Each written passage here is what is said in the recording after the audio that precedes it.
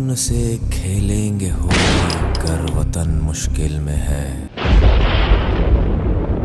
सरफरोशी की तमन्ना अब हमारे दिल में है। दोस्तों, हमारी भारतीय सेना में एक से बढ़कर एक जांबाज जवान शामिल है। साथ ही कई जवान ऐसे भी रहे जो सरहदों पर देश की रक्षा करते हुए शहीद हो गए। लेकिन इन सब के विपरीत आज हम आपको अपने इस वीडियो में एक ऐसे जवान की कहानी बताने वाले हैं जो सिक्किम में भारत चीन सीमा पर अपनी मौत के 48 साल बाद भी सरहद की रक्षा कर रहा है।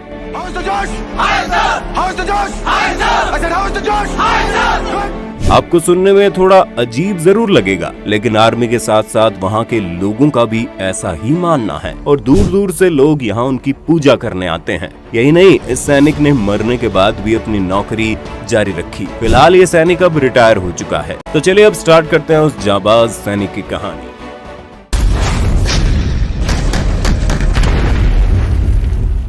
भारत चीन की सीमा की कठोर ऊंचाइयों पर भारतीय सेना हमेशा बेफिक्री के साथ तैनात रहती है। चीन की चतुराई के बावजूद सैनिक सरहद की सुरक्षा को लेकर हमेशा आश्वस्त रहते हैं। लाख मुश्किलें आए, लेकिन यहाँ कोई भारतीय सेना का बाल भी बांका नहीं कर सकता, क्योंकि यहाँ सैकड़ों सैनिकों के साथ एक ऐसा सैनिक भी तैनात है जो दिखता नहीं पर यहाँ मौजूद है।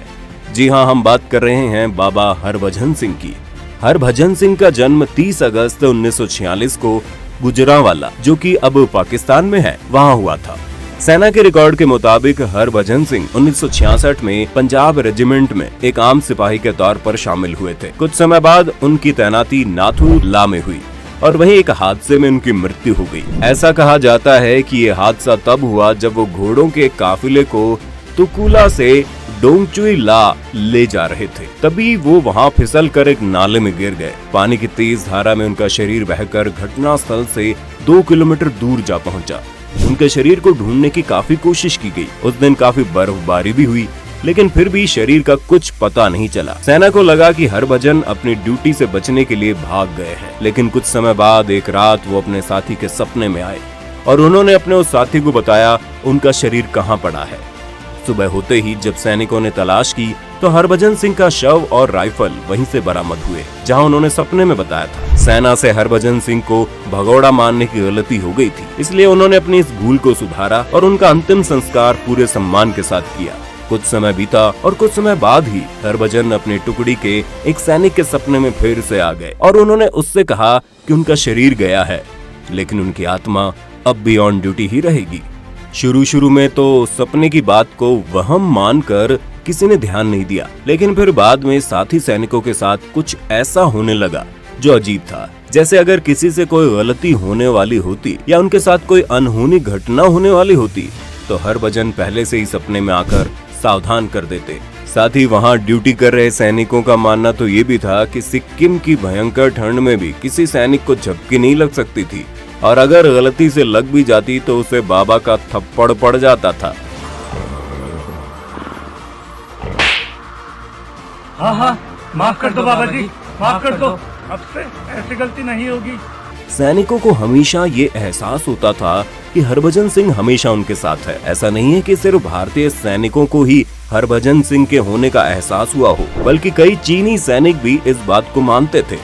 चीन के कई सैनिकों ने भारतीय अधिकारियों से कहा था कि आपका एक सैनिक यहाँ घोड़े पर घूमता है, उसे वापस बुला लो। जब ये बात बड़े अधिकारियों तक पहुंची तो उन्होंने इस बात की तहकीकात की। इसके बाद ये मान लिया गया कि बर्फीले तूफानों के बीच जब सैनिक सीमा की रक्षा कर रहे हैं तब एक ऐसा सिपाही भी उनके बीच मौजूद होता था जो दिखाई नहीं देता था, क्योंकि वो आत्मा है। हरभजन सिंह सैनिकों के लिए बाबा हरभजन सिंह हो गए। इसके बाद वहीं खाली पड़े एक बंकर में उनका मंदिर बना दिया गया। उसमें उनकी वर्दी, जूते, बाबा का बिस्तर और बाकी का सभी जरूरी सामान रख दिया गया। सेना ने उन्हें ड्यूटी पर मुस्तैद सिपाही का दर्जा दिया। जो नियम सब सैनिकों पर लागू होते थे वो उन पर भी होने लगे। यहाँ तक कि तनख्वाह, छुट्टी से लेकर प्रमोशन तक बाबा के मंदिर का जिम्मा आर्मी ने अपने हाथों में ले लिया। उन्हें सुबह के नाश्ते से लेकर खाने तक सब कुछ परोसा जाने लगा। जैसे ही रात का समय होता मंदिर के दरवाजे बंद कर दिए जाते, क्योंकि ये बाबा की ड्यूटी का समय होता था। और कई दफा ऐसा हुआ जब सुबह सैनिक बंकर में आते तो देखते थे कि चादर तनी हुई नहीं है, बल्कि उसमें सिलबट्टे हैं।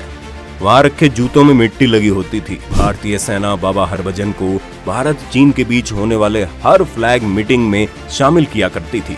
उस मीटिंग में उनके नाम की खाली कुर्सी रखी जाती थी। बाबा हरभजन को उनकी छुट्टी पर गांव भी भेजा जाता था। इसके लिए ट्रेन में स्पेशल सीट रिजर्व की जाती थी और 3 सैनिकों के साथ उनका सारा सामान उनके गांव भेजा जाता था। जब उनकी छुट्टी के 2 महीने पूरे हो जाते तो फिर सैनिकों को वहां भेजकर उन्हें वापस सिक्किम बुला लिया जाता था। जिन 2 महीने बाबा छुट्टी पर रहते, उस दरमियान पूरा बॉर्डर हाई अलर्ट पर रहता था, क्योंकि उस वक्त सैनिकों को बाबा की मदद नहीं मिल पाती थी। ऐसे में सीमा पर तैनात जवान हाई अलर्ट पर रहते थे। 2006 में बाबा को रिटायर कर दिया गया और उसके बाद कहा गया बाबा यहीं बंकर में रहते हैं और देश की सुरक्षा करते हैं। भारतीय सैनिकों में बाबा हरभजन से काफी आस्था जुड़ी है। भारतीय सेना के जवान अपनी ड्यूटी पर जाने के दौरान बाबा के मंदिर में मत्था टेकने जाते हैं। ऐसा माना जाता है कि बाबा हरभजन सिंह जेलेब दर्रे से लेकर नाथुला दर्रे तक भारतीय सीमा की रक्षा करते हैं। नाथुला में बाबा हरभजन की याद में 2 स्मृति स्थल बने हैं। इनमें से एक ओल्ड बाबा मंदिर जो ओल्ड सिल्क रोड पर बना है, जबकि दूसरा न्यू बाबा मंदिर कहलाता है। ये नाथुला में ही है, लेकिन डोकलाम से नजदीक है। ये न्यू बाबा मंदिर डोकलाम से सिर्फ 4 किलोमीटर की दूरी पर है। दोस्तों, क्या आप भी इनके बारे में पहले से जानते थे? क्या आपने भी ये मंदिर देखा है? अगर हाँ, तो अपने अनुभव हमारे साथ कमेंट बॉक्स में जरूर साझा करें।